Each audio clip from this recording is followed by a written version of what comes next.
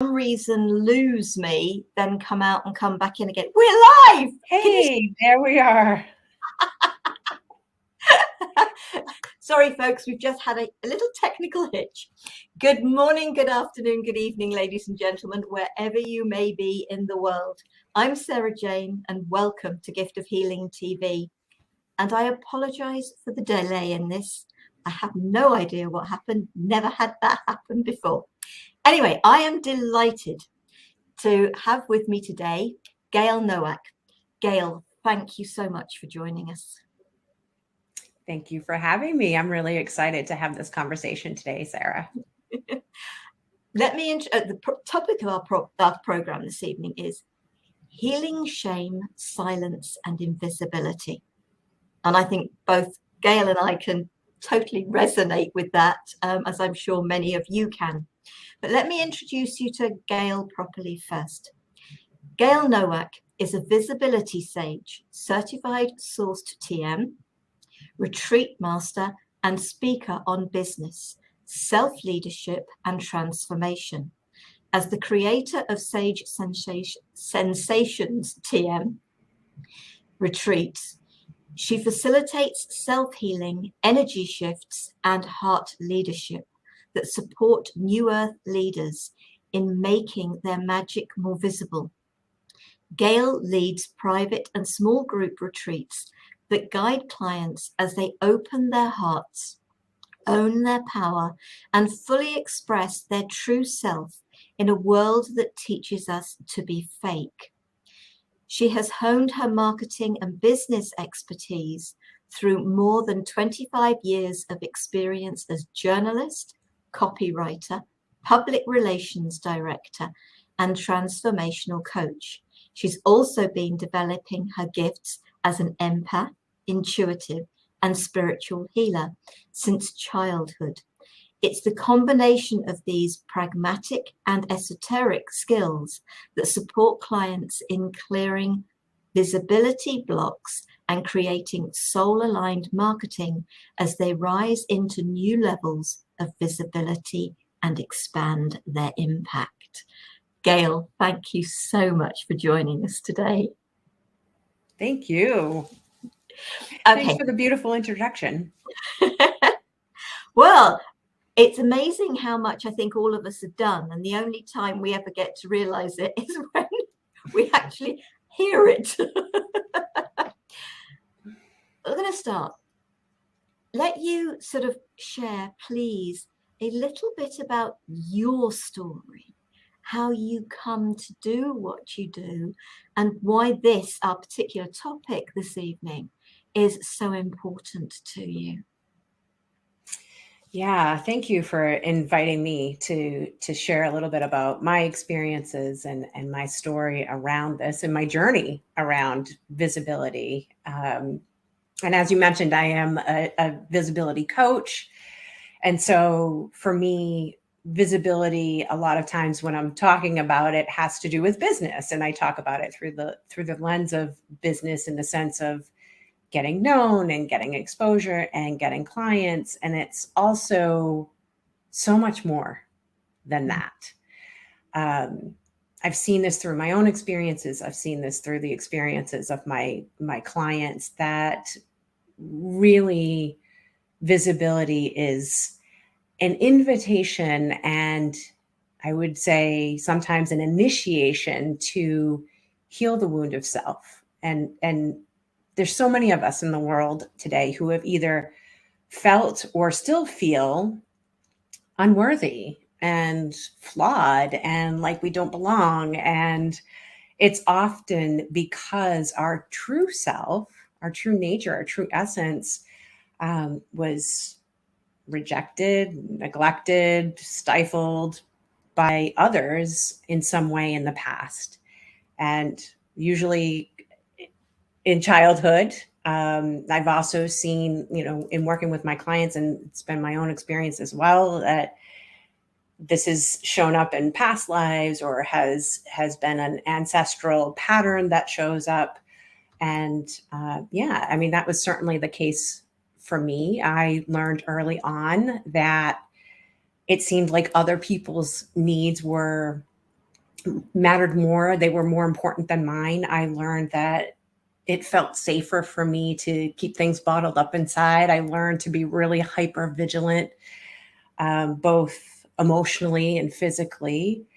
And yet, all of that kept me in a cycle of really limiting the very things that I craved.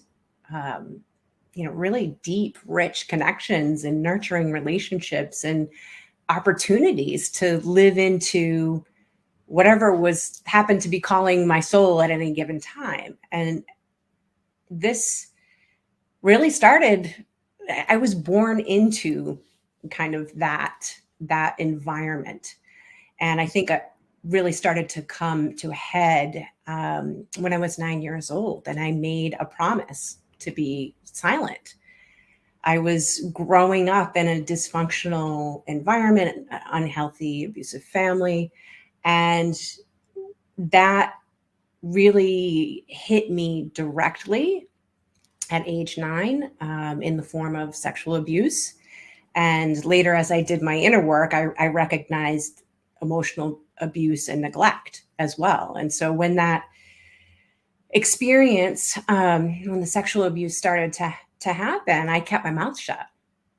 I kept my mouth shut because I was terrified, Sarah, that if I spoke up, all hell would break loose and I'd lose my family. And so I stayed silent about this for 5 years until it really became too painful. It became too much of a burden for me to keep quiet any longer. And I finally told my family what was going on, and all the things that I feared would happen didn't. I thought I was running the worst case scenario in my mind. My fear of that was really part of what was keeping me stuck in this silent place. And then when I actually had the courage to speak up, the worst case scenario that I hadn't even thought of was actually what played out. And, not surprisingly, my abuser denied everything. My family didn't believe me and swept it all under the rug as if nothing had happened at all. And that actually was far more confusing, far more devastating to me, because even though I somehow found the courage to tell the truth, break the silence, no one heard me. And it was shocking. I felt like basically the message was, it doesn't matter. And I was on my own to figure this out. So I was 14 at that time. And I knew I was going to be going off to college in a few years, but I was on my own as far as like, how am I going to navigate the next 4 years of my life? Like, how am I going to keep myself safe? And the only thing that I could really think of was to make myself invisible, right? To not be a target.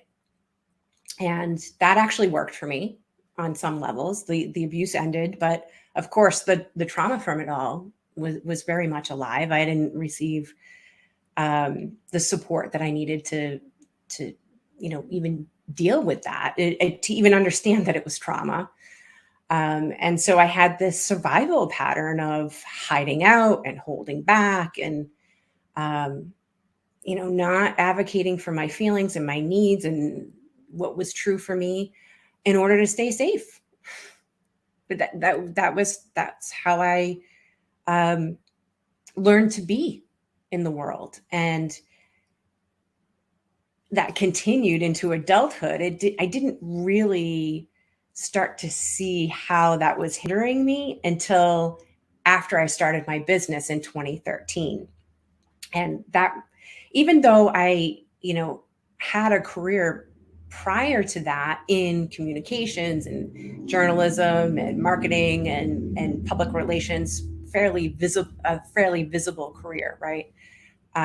There's something different about transitioning from promoting others into promoting yourself. And it brought up a lot of things that were under the surface because I had to be more visible and it was more personal than what I was used to. And also at that time, I started out my business really focusing on helping my clients find and create and share their signature stories so that they could have greater connection with their audiences, so that they could be more visible, right? And to connect in that way. And what I was noticing is this pattern of clients coming to me with very similar experiences, different details, but some pretty challenging childhood experiences that actually were pivotal to the creation of their businesses. And so this was sort of happening organically, right? There was something in them that I was speaking to, but wasn't intentionally speaking to at that time. And I was really more so leading with story and the strategy behind it, and very much from the mind and from my zone of excellence also.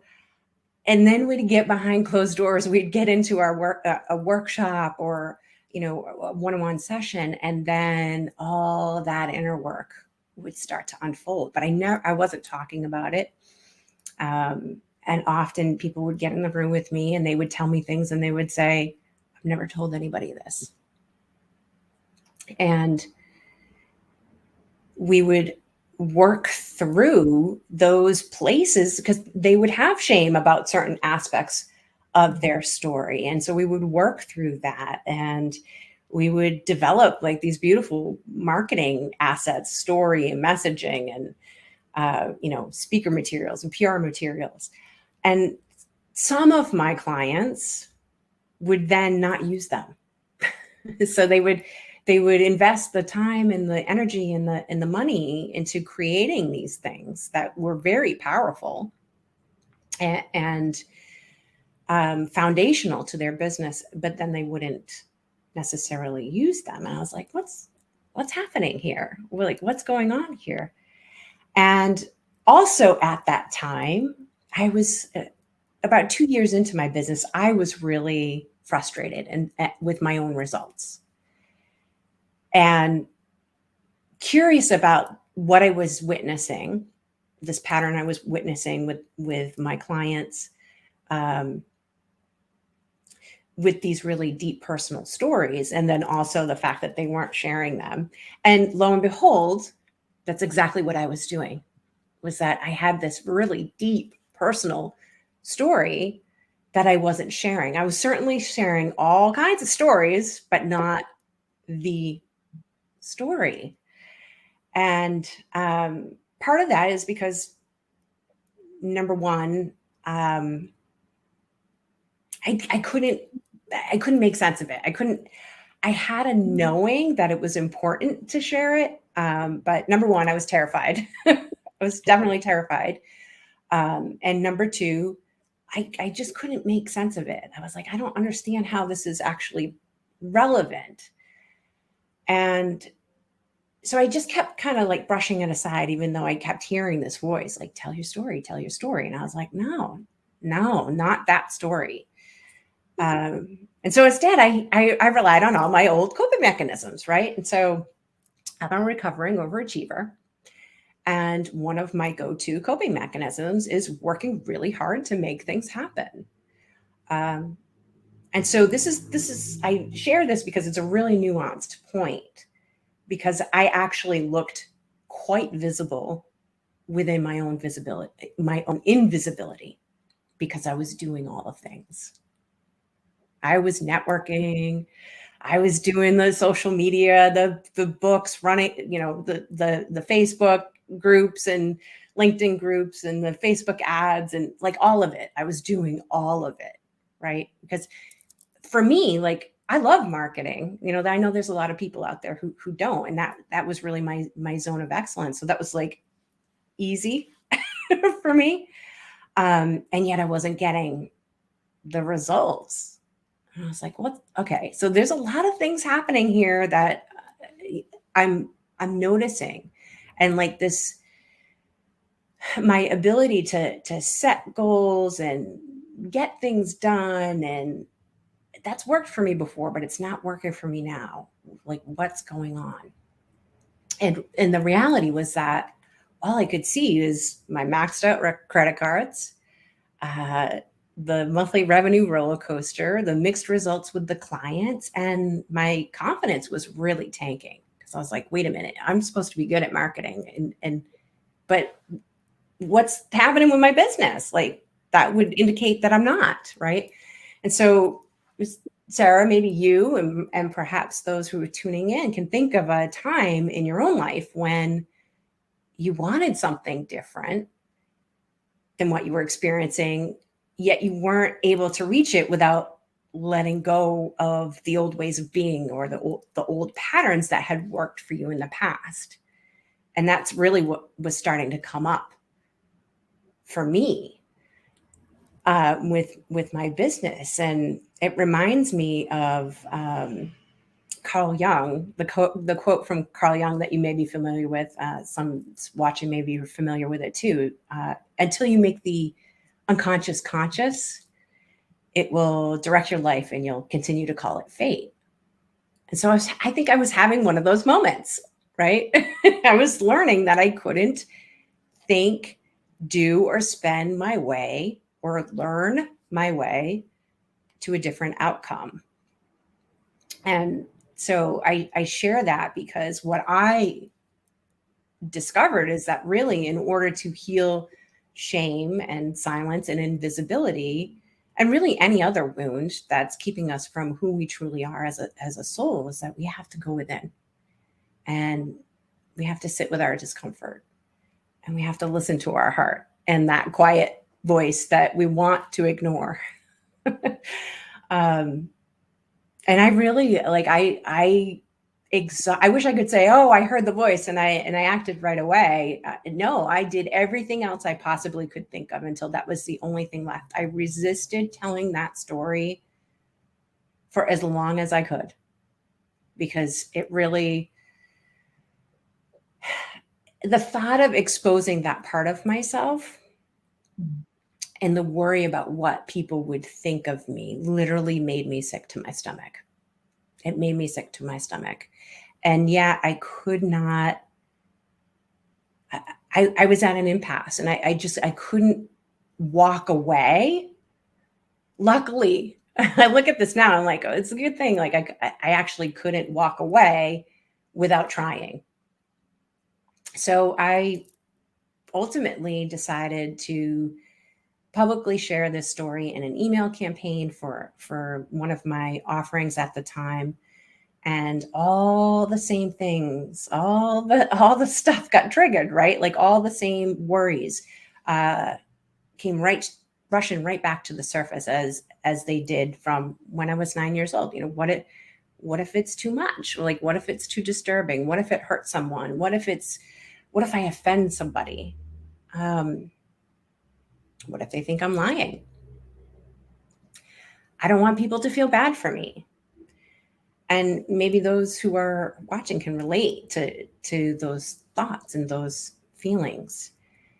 And somehow, you know, I don't know, by the grace of God, maybe, right? Like I was able to acknowledge and be with that and ultimately share this particular story with my community at that time. And what happened from a business perspective is that the month before I launched that campaign, I'd made less than $100 for the entire month. And I think that was also like the straw that broke the camel's back too, because it was like, well, you can make money, but you're going to make the money that you make is really a reflection of where you're at internally.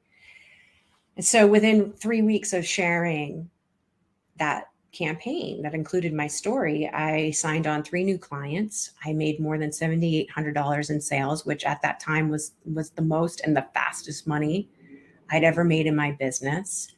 And I was like, oh, it worked. And it wasn't like, and I say that, and I'm like, it wasn't a strategy. right? Like it was really a leap of faith. Yeah. And I did doubt it. I was like, well, maybe it's a fluke. But what I did feel and not doubt was how different I felt. Like I knew something had changed within me. I had a newfound confidence, and I had a deeper commitment to my work. And um, speaking at events and doing interviews felt different. I felt more grounded. I felt safer. I enjoyed it more. Um, I ultimately, several years after that, I ultimately stopped offering done for you marketing services and really transitioned into leading retreats, these visibility breakthrough experiences and retreats, which that in and of itself was like a big shift. So had I continued to stay stuck in that shame and silence and invisibility, all those doors that had opened for me would have stayed shut. And I wouldn't be here today talking about this with you. And really, it's like, I don't know. I wish somebody had told me this years ago, but expressing your true self and being seen doing that can be triggering. Yeah. And it's okay. It's normal. And it's also totally possible to find your way back to feeling grounded and unshakable and good about being visible, whether that's in your business, whether it's in your relationships, your personal life, whatever, right? Because this applies.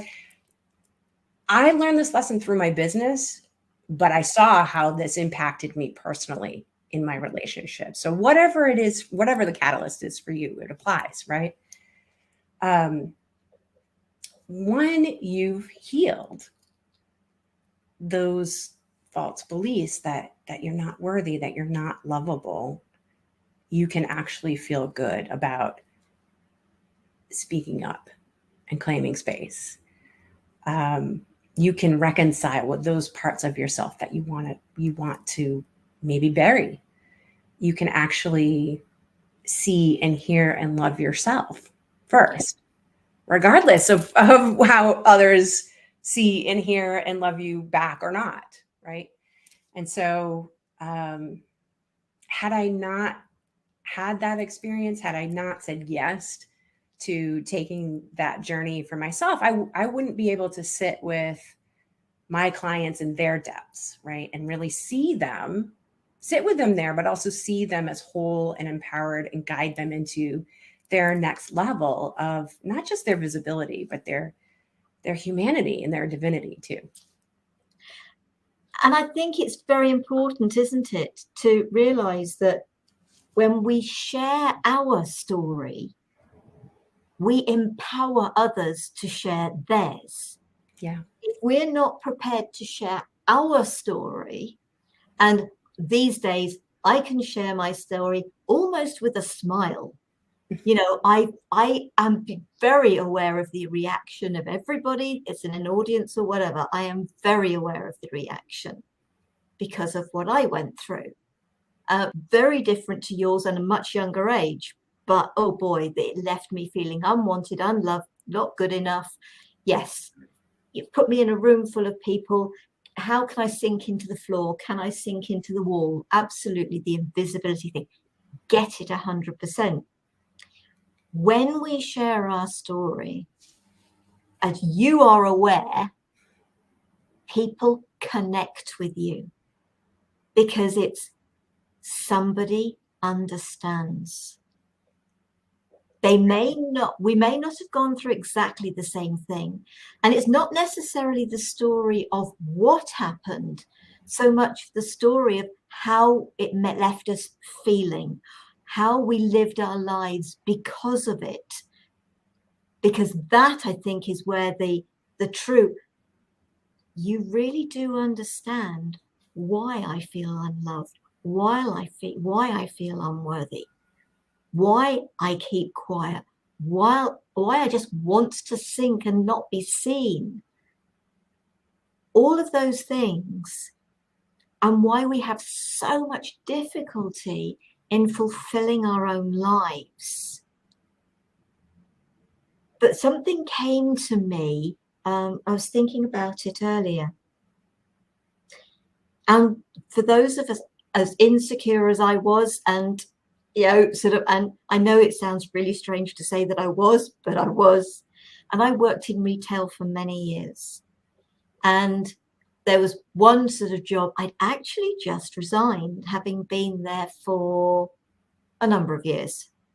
I was running the toy department, the greeting card department, and the children's toys department. And I had regular customers that would come in respect to the children's books as much as anything. And one day this lady came up to me and she said, "Please don't ever leave." Because of how helpful I always was. We are not as invisible as we think we are. There are people that see that amazing aspect, that amazing being that we are. And if you've had anything even remotely resembling that happen, realize that you have been seen. And that's from somebody who said it. How many more were there that came back to me year on year saying, "Oh, can you help me with this? Can you help me with that?" Because they knew that I always would do my absolute best for them. It doesn't matter what your role is. It's about, if you are giving 100% in spite of your insecurities, people will see the real you, as difficult as that might be to believe. I love that you shared that. I've had similar experiences, and it's a little mind-blowing. It's humbling.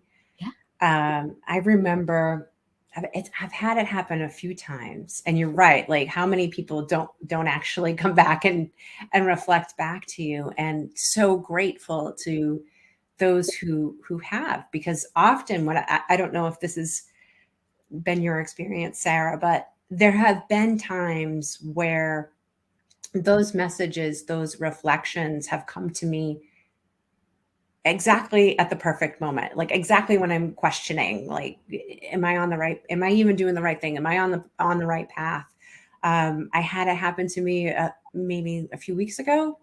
I think this is like the entrepreneur's plight of just constantly questioning, like, am I on the right path? Am I doing that? Like, do I need to be doing something else? And then it's almost like clockwork now. I think Spirit's like, no, here you go. Here's the little proof. But I remember the first time it happened, and it was really surprising because it didn't have to do, this was before I was in business. And it was like, one of the situations was with a close friend.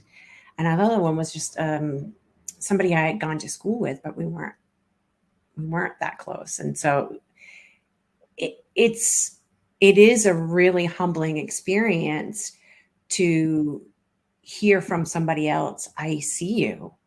And I'm watching you." And it's like, and not in that creepy way, but just in there's something that you're doing that is speaking to me. Yeah. Right.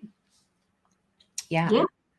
Oh. And so we're not, even when you feel like you're alone and nobody sees you and nobody hears you, it's not true.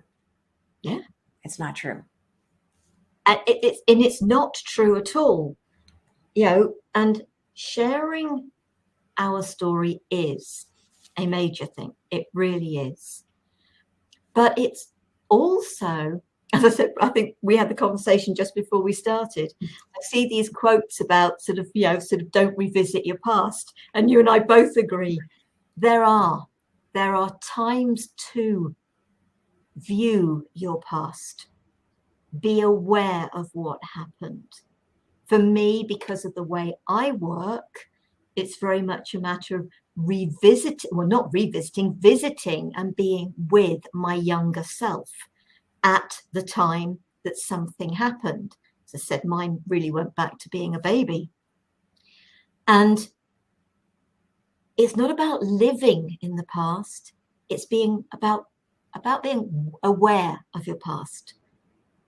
What happened? But I think one of the other things for me is, again, because of what happened to me, and we can learn so much from what happened and potentially why it happened. For me, it was circumstances way outside my parents' control. That didn't help me as a 1-year-old. Right. Because you cannot explain circumstances to a 1-year-old. But when you can look back as an adult and you can view a whole situation, what did your parents go through? What did their parents, your grandparents, go through? Is it a learned behavior? Is it their own insecurity in your case that meant they had to believe an adult over a child? All things that we would class as being very wrong, but what was their upbringing and therefore their perception? It may have been majorly difficult for them. Maybe they'd even gone through something and they'd been accused of being a liar. And my youngest sister, who's been on some of our programs before, she would try telling the truth and she would get called a liar. Mm. She would then tell a lie and be told, congratulations for telling the truth. Gosh. Wow. Which, of course, left her totally confused. I could get congratulated for lying and I get told off for telling the truth. So as a young child, the confusion between what is truth and what is lie, and then it's trying to get your head wrapped around that. Right. And then get it wrapped around it again when you realize that actually you just weren't believed. And that was the sad part of it. So 100%. Yeah. And I love that you talk about visiting and revisiting. And I know, inner child work has been a part of your journey. It's certainly been one of the more healing parts of my journey as well, is being able to acknowledge, being in the adult state, acknowledging the child. Yeah. And the feelings of the child and the situation of the child, and validating. And that's been hugely transformational and healing, and opened up the ability to forgive and to see the bigger picture. And you're absolutely right. I don't necessarily have all the details of, my situation. I have a lot of details, enough to know, right, this is generations. Yeah. This is generations, and different details, different, experiences, but I can still see. And I kind of had a knowing of that even before, but I had to feel I had to go through, and I hadn't done this because I didn't have a container to do it. I didn't have the right support and the right tools at the time, but I still needed to go through the anger and the rage and the grief. Yeah. I mean, I had to feel those things in order to get to a place where I can really look at what happened, not necessarily condone it by any means, but also understand, like, these were people who were doing the best they could with what they had.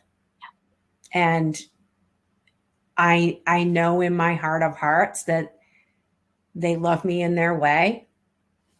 And I needed something else, and they weren't able to provide it. And I think that there's a lot of talk about forgiveness, and I really struggled with that.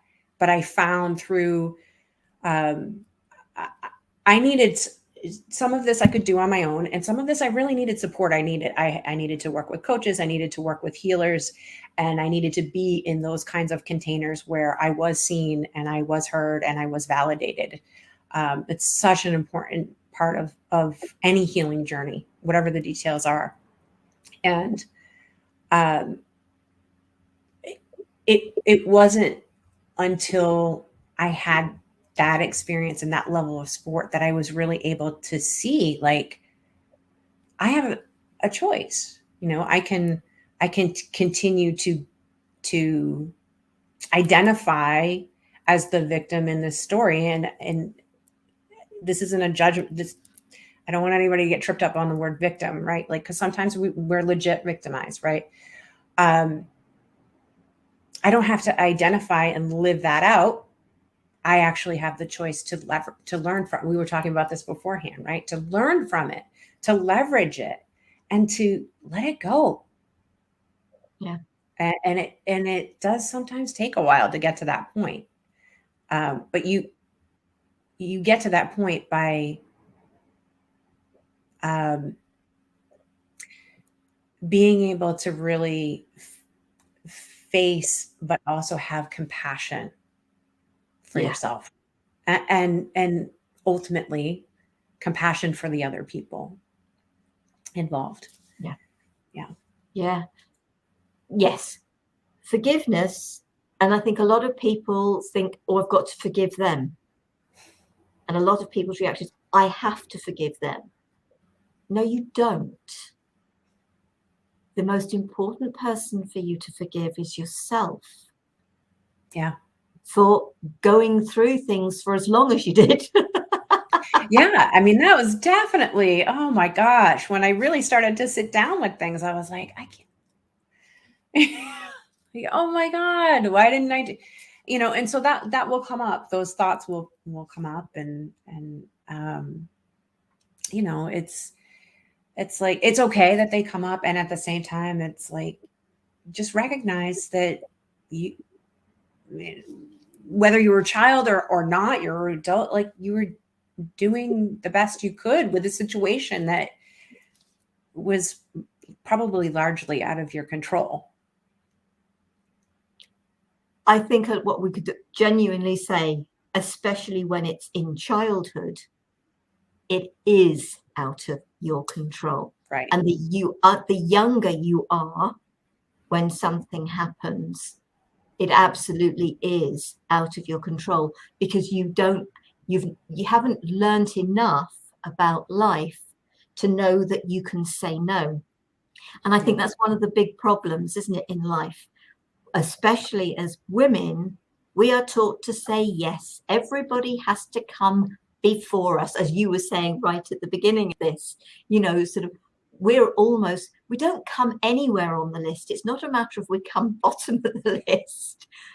And it's time we learnt that in our life, as is it Kate Winslet's character says in the film, The Holiday. Is it Kate Winslet? Is that where they swap places? Yeah, the houses. Yeah. And she's having the meal out with the older guy, and she turns around and says, "That was brutal, but you are so right. I should be the leading lady in my own life." Mm. And yeah, the minute I heard that, I thought, I wonder if the individual who wrote those lines realized just how powerful they are, and how many people who have heard them have really heard them. And it's not just about ladies, it is about men too. Yeah. Because I have worked with both men and women who have been abused. And what happened to me, although it was an accident, the resulting things that happened after that were technically abuse by the system. Mm-hmm. And injuries can be one thing, but it's the trauma that can be caused almost after that in the treatment. And we've got to realize that a lot of people, I know they've discovered PTS, well, they call it post-traumatic stress disorder. I'd like to take the disorder off the end. A lot of people may have been suffering that from a very young age. Yeah. And it's their way of dealing with it, of coping with their life, that makes them think that they haven't got anything to think about, to worry about. And you haven't got anything to worry about. You can heal. For me, without drugs. But are you ready? Are you ready to find the individual or individuals who are out there ready to support you? Because I really do believe that there's something much deeper than whatever actually triggered it. And it's supporting people to find what's deeply buried. And once that can be found, then, so I guess you went through post-traumatic stress. I probably did. I would not doubt it. It's not been an official diagnosis by any means. And based on my own research, most likely. And like you, not that I think that there's a time and a place for medication, but generally speaking, I found my own way to healing. And a lot of that really had to do with my curiosity, but also I just have always been a spiritual person, and I think that I was being supported along the way because I didn't have the personal support in my family or in the physical plane, so I had to look beyond that, and I had to receive from beyond that. It's not to say that, it's the traditional means, that I have nothing at all against that. But it's really important, like you said, to decide, like, are you committed to changing? And are you open to receiving the help? Whether that's from a traditional therapist, or whether that's from medication, or whether that's from going to alternative healers, right? Yeah. Or even in places that you'd be surprised to find healing. I mean, a lot of my healing was done through my business. So you just have to be open to it. Yeah. Oh, absolutely. Yeah. And it really is that openness and willingness. Because I've had people that experience tasters of what I do, and it's been, Sarah, I love what you do, but I am not ready for what you can do. And that's what we have to understand. And so I don't push anything. I really don't push anything. I will talk about it very openly. But people have to be ready. Yeah. Mm-hmm. And once they're guided, and it's not a matter of find one person, because one person might start the journey, but then there will be others that will help you to continue it. Trust your gut. Trust that intuition, that inspiration. Why is something coming at you? I tend to listen these days. Me too. But The hard learned lesson. Yeah, exactly. So sort of I've gone a bit over because we had technical issues at the beginning, but we're coming to an end. So Gayle, thank you so very much. Is there anything more you would like? I'm going to put your website address up here. Is there anything more that you would like to share before we close? Yeah, I think what I'd like to just leave everyone with is that we didn't come here to hide in the shadows, right? Whether that's hiding from ourselves or hiding in our relationships, in our businesses, our careers, our missions, and really the magic and the mystery of life comes alive when we are freely expressing who we truly are in a healthy way. And when we know that we can receive whatever comes as a result of that. And it's probably sounds easier said than done, and it can be done. I'm like the least likely person to have done it. So it can be done. And we can't afford to be invisible anymore. We can't. No, it's definitely time to become visible again for each and every one of us. And there are a lot of us out there who have made ourselves visible. Find the person that speaks to you, speaks to your heart, to your soul, their energies.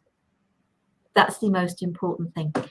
If you would like to connect with Gayle, if you're watching the video on YouTube, please, underneath in the comments, no, not the comments, the information, you will find Gayle's website address.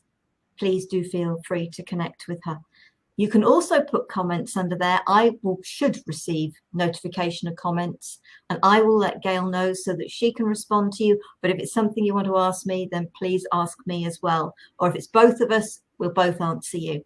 The one thing we said before the program was we're actually people who like to answer comments. So providing we know they're there, we will do that. So please feel free. If it's something you prefer to keep more private, then please do email me at giftofhealingtv@gmail.com. And if it's to go to Gayle, I will forward it to her. I'm not going to share anybody's information with anybody, but you just asked me to forward it to Gayle, and I will. So please feel free. Again, you can put a comment on the Gift of Healing TV website. And if you say, please don't share, then I won't, because I have to authorize any comment that goes up onto the website. Again, I can then forward anything on to Gayle to get her to respond. So please feel free to do just that. Gayle, thank you so very much. I'm sorry we had the glitch at the beginning, but hey ho, that's as it was. Thank you. Thank you for having me. It's a real pleasure. Next week, we've got a today's conversation, Creativity, Magic in the Mistakes with Jenny Han. And then the following week, learn more about Akashic Records. So I hope you will join us for those. In the meantime, folks, take care, be safe, stay well. Namaste, sweet souls. Thank you, Gayle. Bye. Bye.